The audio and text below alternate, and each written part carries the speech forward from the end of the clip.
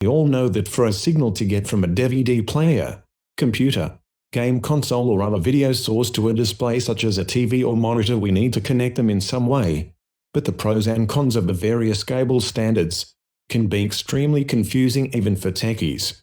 Let's start with good old-fashioned VGA or D-sub. It's usually got a blue plug on the cable on, stays in place with screws on either side of the housing around the contact pins. The advantage of VGA today is that older equipment you encounter, like a presentation projector, is pretty much guaranteed to work with it. But that's about it. Because it's an analog standard, the signal degrades from cable length, wire gauge, the conversion to digital for compatibility with your flat panel display. Its maximum clean resolution might not seem that bad, at a little over 3 megapixels, at 85 Hz, but on any modern display it just won't look very clear and sharp. Use anything else, if you can. Our next standard deviation, VGA, but actually on the verge of obsolescence. Just like it. The connector locks with screws just like VGA, but is physically larger, and the biggest advantage of DVI is its versatility on the video source side. DVI exists in a number of varieties. DVI has only pins for an HDMI, compatible digital video signal, and DVI add signal pins for VGA compatible analog signal, meaning with inexpensive passive adapters it can drive DVI, HDMI or VGA displays on top of that. While a single-link DVI connection is limited to 1920 by 1200 at 60 Hz, with a dual-link connection, it is capable of officially carrying 2560 by 1600 at 60 Hz. Good especially for the time. Drawbacks of DVI are several, though the connector is bulky, and unlike newer standards, it doesn't support the same variety of color spaces, and nor does it carry audio or data along with video. Speaking of newer standards, HDMI 1.4, its biggest strength today is its ubiquity. You can find it, or an intercompatible standard, on pretty much any computer, modern piece of AV equipment, or display. It supports a multi-channel audio and data, superior color depth, with compatible contentment, and it has a wide video format support including 4K and up to 30 Hz. And a variety of stereoscopic 3D formats.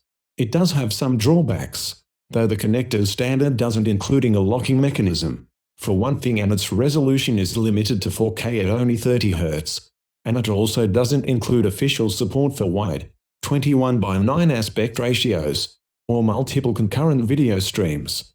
HDMI 2.0 addresses everything that I just said, except the locking connector, making it almost as good as my personal favorite, DisplayPort. But we just haven't seen much of it yet. DisplayPort, though, is almost the complete package. Unlike HDMI, it has a locking connector. It can be converted to every other standard I've mentioned, including VGA, with an inexpensive adapter, and it doesn't require a royalty to actually physically implement on a product, like HDMI 2.0.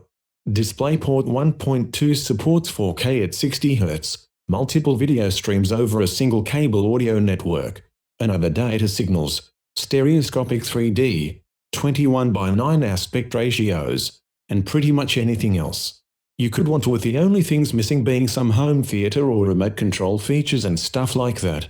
And things are only going to get better, with DisplayPort 1.3 adding support for 8K displays, 4K 3D, and adaptive sync to eliminate lag and screen tearing in games.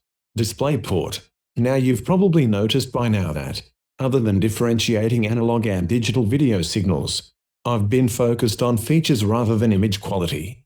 That's because unless you're a professional user with specific needs, in terms of color spaces you need to work inside, digital is digital, and they will all look the same at a given resolution, as long as the image isn't completely garbled and corrupted by something.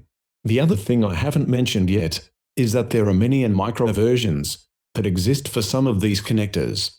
This is simple, basically, and other than needing a physical adapter or cable, these don't make any difference whatsoever, except when mini DisplayPort looking connection has a little bolt next to it. Thunderbolt connectors carry a DisplayPort compatible video signal, but can also connect in series with Thunderbolt devices, like external hard drives. Thanks for watching Compet. Hit a like, subscribe and enable notification button so that you don't miss any future videos. We all know that for a signal to get from a DVD player,